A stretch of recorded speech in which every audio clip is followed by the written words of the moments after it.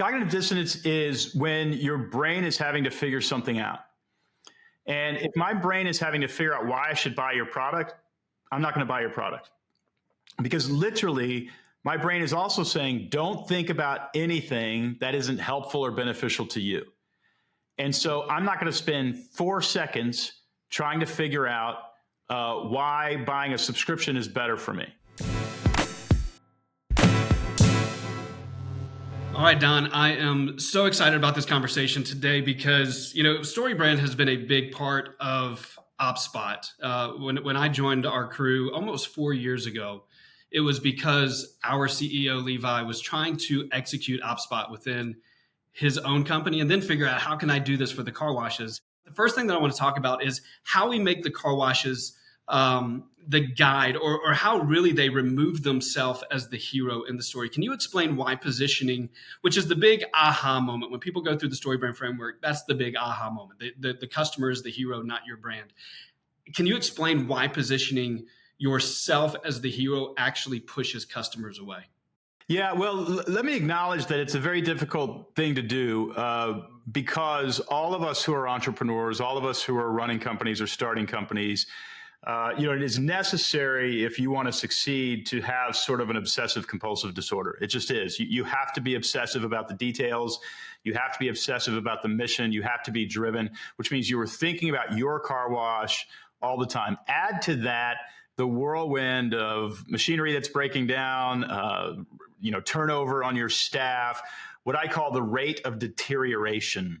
And what I mean is, people think about starting a business.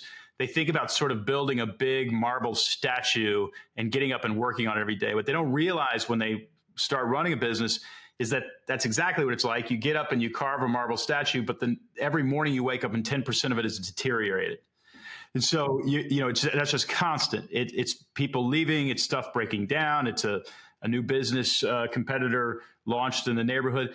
But when all these factors, what they do is they solidify your identity as the hero in a story trying to build a car wash business. And so when we go to message to our, customers or potential customers, because we have been so obsessive about our story, that's what we talk about. I'm trying to start a car wash business. I really want to do this. And what happens is when every human being wakes up in the morning and identifies as the hero in a story, and your customers do the same thing. And so when you lead with your story, you're doing two things. One is you're removing yourself from your customer's story. You're telling your story about how you're trying to grow a car wash business and why you got into it, that sort of thing, and what makes you better, that sort of thing.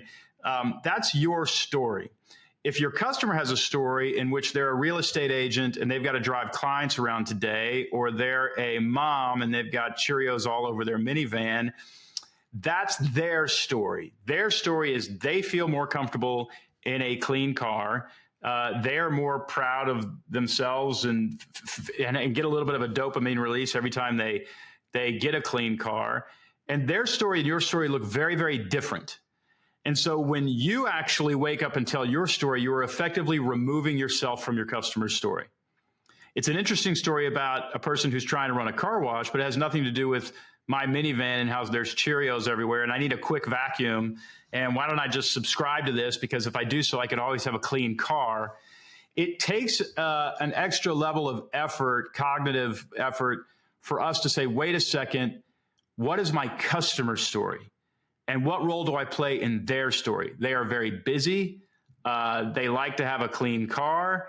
A clean car makes them feel special, or it's a little bit of a dopamine release. It's honestly fun. We go to the car wash every Sunday, and I have a subscription. We go to Hearts for breakfast with the whole family, and then we go straight to the car wash, and we call it the bubblegum car wash because the soap that sprays on the sunroof smells like bubblegum. And my 3.5-year-old loves it. That's my story. And so when you interrupt my story with your story about trying to build a car wash, it feels completely unrelated to my story. Yeah. And so what you want to do is you want to invite customers into a story that fits their lives. They are the protagonists in the story. They are the heroes in the story. And they are using your products to experience a better day. And you more or less leave your story out of it. And what we find is when people do that or have the ability to do that, their sales go up. And you want to think that way about yourself as a leader, not just as a car wash owner. This is all encompassing for your entire personality. It means when you go home as a dad or as a mom, you're walking in the door saying, you know what, it's really not about me right now. It's about this family. And, you know, they had a hard day at school, or they had a hard day at work. We're fighting to connect over dinner. What can I do to serve the story of the protagonists involved in this? And so really it becomes a customer obsession. You know, we have a friend, Josh Reed Hawk, who has, gosh, I don't know, 6 or 7 car washes here in Nashville. I was just with Reed last night for a few hours, and I texted with him right before I got on this call. Reed has built he'll wash 2 million cars this year. You know, his average cost is $650 a car, and he's charging $28, $29, something like that. So he's going to make great money. Reed almost never talks about his car wash. He talks about his customers. He's obsessed with them. He loves them. He wants them to experience joy, and he just loves it. And he is richly rewarded for that obsession, that altruistic obsession. And so the question is your car wash customer hearing more about your car wash, or are they hearing more about themselves?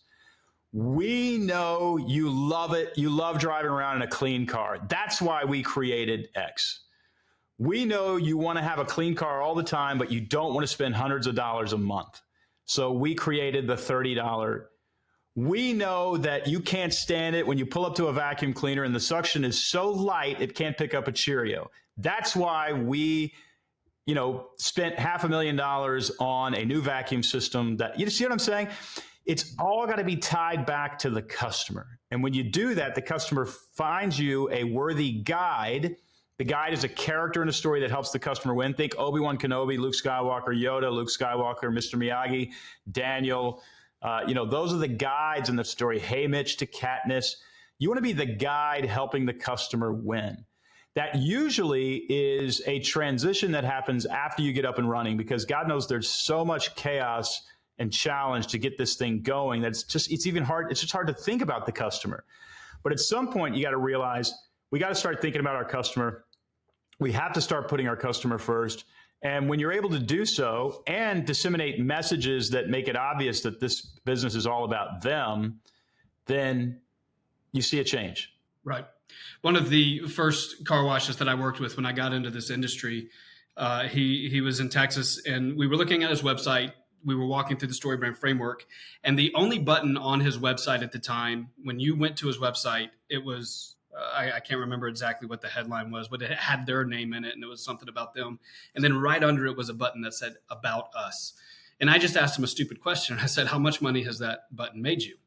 And obviously, it's made him absolutely none, because something that you say all the time, your customers are not that concerned about your story until they understand why your story matters to them, why your story matters to their story. And one of the things that we talk about, I used to have a lot of conversations with car wash owners when I was building their websites with OptSpot. Fortunately, we have a team doing that now. But I would have a lot of conversations of what they wanted, the information that they wanted on their website. And one of the things that they would always tell me is, and this was before I really knew a whole lot about why this mattered to car wash people, but they wanted people to know how long their tunnel was. Oh, let me make sure they know it's a 150-foot tunnel. And I would just kept asking myself, why do people want me to know how long their car wash tunnel is?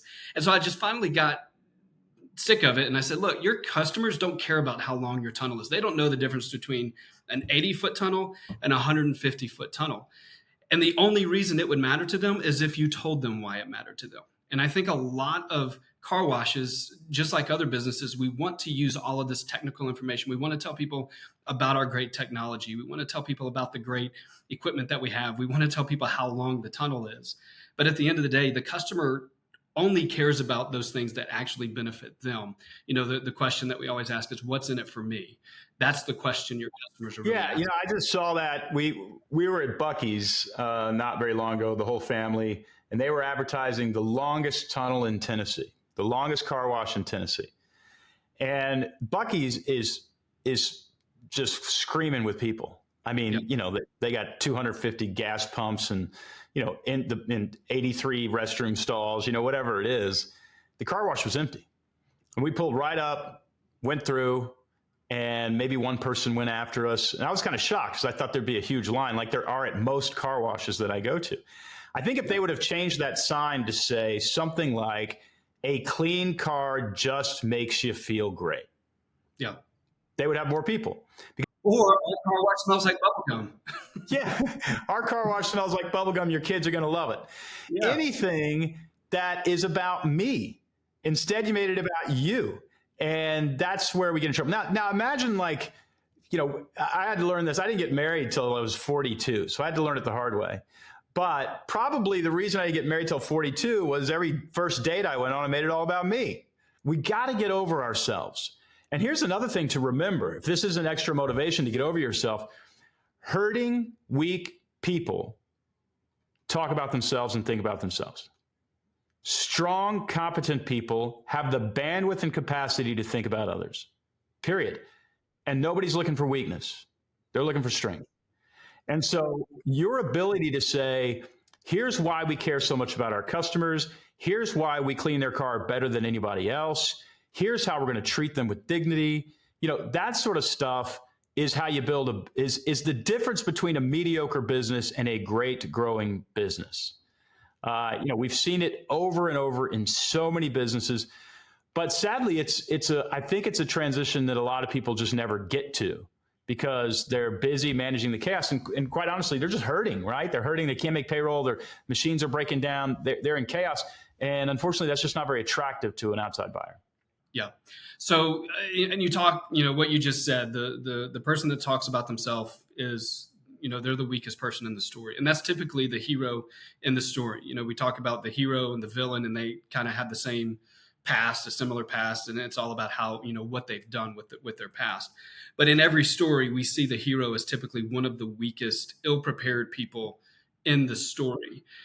How practically, we say your customers don't want to hear your story. They want to hear their story in your business. How practically can car washes do that? How can they shift that messaging from being the hero in the story to being that guide so that they are the strongest character in the story? By speaking to those different levels of problems, do they speak to the emotions or do they just talk about having a clean car? Well, honestly, even just talking about having a clean car and how great it feels to have a clean car is massive, and I would say, a couple things. One, keep your messaging very, very simple, make it repeatable and make it easy to execute. For instance, if you trained, just like Chick-fil-A says, my pleasure, if you say thank you. It took, by the way, David Salyers, one of the executives at Chick-fil-A, told me it took them 3 years to implement that. It took them 3 years to get everybody to say my pleasure. That's how hard execution is. And we all know that. All of us who have run businesses know that. But if you trained everybody on your car wash lot to say, that's a beautiful car, to anybody who was cleaning their car, or, if you're handing somebody some towels and they're toweling off their car, just say, hey man, that car's looking beautiful. Right. And what you're doing then is you are affirming the value that they are getting. First of all, you're releasing a little bit of dopamine because a compliment releases dopamine. Dopamine is how we create habits. So now you're causing your car wash customers to have a habit of coming to your car wash. Then you're actually explaining with words the value that they are actually getting. Right? Nobody wants a car wash. They want a clean car. They want a beautiful car. They want to be proud of their car. And you're delivering on that. It's one thing that a guy does in a story often. They come back to the end of the story and they say, you know what? You're a really great basketball player. You're a really great coach, or you're going to make a great king, or, whatever it is. They affirm the transformation that the hero has actually had. And so you want to be able to do that in your business as well. And we preach very, very loudly and often that sound bites are the way that you do it. For instance, if you just trained your people to say, that's a beautiful car, mister, that's a beautiful, beautiful car, ma'am, or your car is looking great, whatever, however you want to word it, use the same language over and over and train your people to do it. And go to the bank, get $1,001 bills and spend the whole day on your car wash lot. And every time you hear somebody say, that's a beautiful car, give them $1. Just walk up to them and give them $1. And they will have that habit so freaking fast, right? And what's $1? And it's $1,000 that you're going to spend over the course of maybe a month, maybe 6 weeks. And you're saying, hey, the owner wants us to say this, and they're rewarding us. They're not making us say it. They're just rewarding us every time we say it. That creates dopamine hit for them, not the dollar, but the fact that they were being acknowledged for doing something well creates a dopamine hit for them. Now you're creating the habit of saying the words to the customer that creates the habit of them coming back. It's not rocket science to do this. But, the foundational idea is make the story about the customer and make it a rewarding story for them to step into. It is so simple. And that's, the problem that I think most businesses have. I still struggle with it, is overthinking the message, overthinking what is the problem we're solving? How do we speak to our customer? I mean, this is simple and it needs to stay simple. And one of the things that I've heard you say is it's a disservice to your customer if you make it complicated. Yeah, you're making them think. Yeah, and you call that cognitive dissonance, and I think there's a lot of that in the car wash industry, whether it's vendors or car washes. The way that they talk, they create this cognitive dissonance. But for those that don't understand what cognitive dissonance is, what is that? You talk about it in the book. Cognitive dissonance is when your brain is having to figure something out, and if my brain is having to figure out why I should buy your product, I'm not going to buy your product. Because literally, my brain is also saying, don't think about anything that isn't helpful or beneficial to you. And so I'm not going to spend 4 seconds trying to figure out why buying a subscription is better for me, right? But if you actually say, hey, it's $30 a month, the average user saves 60. Well, now you've just added a little message saying I'm saving $60 a month, and I didn't have to think about it. Because the truth is, I'm not going to think about it. If it's $30 a month, I'm like, that's $30 a month, on top of my Netflix subscription. And do I really want to buy another subscription? Instead, you've taken that cognitive dissonance and you've directed it. And what you've done is you've thought for me. And so your sign there that says the average customer saves $60 a month with this package, you thought for me, you didn't make me think. And now I'm realizing I'm saving $720 a year. In fact, I would spell that out. $60 a month or $720 a year is what they save. I've never seen that on any car wash sign. And I guarantee you, if you add it, or the person who's standing there at the little kiosk says, hey, our average customer saves $60 a month when they buy this $720 a year is what they end up saving because, you keep coming back. They're going to go, okay, well, that makes sense, right? You just did the math for me. And so we always say around my office, don't make people think. If you're making people think, you're making them work harder to figure out why you're the solution to their problem, and they're not going to do the work, or a very small percentage actually will. I saw an offer a car wash ran a few weeks ago. They were selling wash books. And, those of you that are listening, most of you probably know what wash books are, but you can basically prepay multiple car washes, single washes, and save a little bit of money. And they were doing like a deal where you could buy 3 and get 7 free, or buy 12 and get, 20 or something like that. Like there was 3 different levels of offer. And I contacted the car wash operator after that and asked him, how did that sale do? And he said it didn't do very well. It flopped. And I told him, I think the reason is your offer was way too complicated. Your customers had to sit there and do the math themselves to figure this out. You need to have one offer. We had a customer that ran the exact same type of offer over Black Friday. And he kind of had a couple of complicated offers before that. And then he ran this offer and he just did buy 5, get 5 free. And that was his whole offer. And he made $40,000 off of that one flash, where before he'd only made $1,200 best. If people have to think 3-5 seconds, that's how much time we have on our website. So the first thing that they see on your website, or the first thing they see when they drive up to your car wash and they see a sign or something like that, there's 3 questions they're asking. What do you do? What's in it for me? And what action do you want me to take? And that's something that I've learned from the StoryBrand framework, that it's, very clearly, what do you do? What's in it for me? And what's the next step? Look, the bottom line is, if you put a sign out in front of your car wash that just says car wash makes you feel good, right? Or even have some fun with it. A car wash makes your car feel good. there's something on top of the car wash that I'm now getting. We call it value stacking. You're stacking, and it's even an emotional reward that you're going to get if you actually wash your car here. And so I think, the bottom line is you just want to be really clear about what the customer is actually getting. Yeah. And then when they get to the kiosk, you just want to say, hey, you save $60 a month. If you actually, the average customer saves $60 a month, they just do a subscription, $720 a year. Basically what you're selling them is $720. Now, who's not going to buy $720 for $30, or whatever it is? So now they're getting a clean car that makes them feel good, and they're getting $720. This is like an incredible deal that they're getting here. The hard part about all that is executing it. Everybody goes, yeah, this is a really great idea, but they don't go make the sign.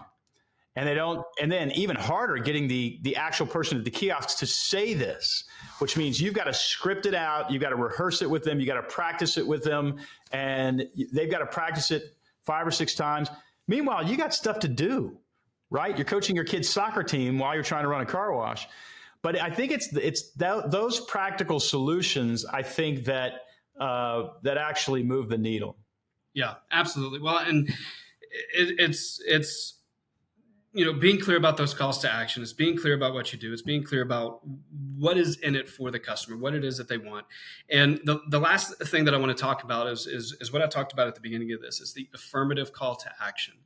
And I think the affirmative call to action is part of that role of playing the guide, where you're affirming the decision that they're making. They just need that peace of mind, that clarity, like this is the right direction. I think, part of what you were saying with that is, it could be, if you want to save $720 a year, signing up for unlimited plan is the right option for you. It could be as much as if you are tired of being embarrassed. Or look, if you want to wash your car more than once a month, this is the right option. Yeah. I learned this in a very interesting place. When my company passed a certain point in revenue, which I never thought in my wildest dreams, I would be remotely wealthy. We grew up very poor.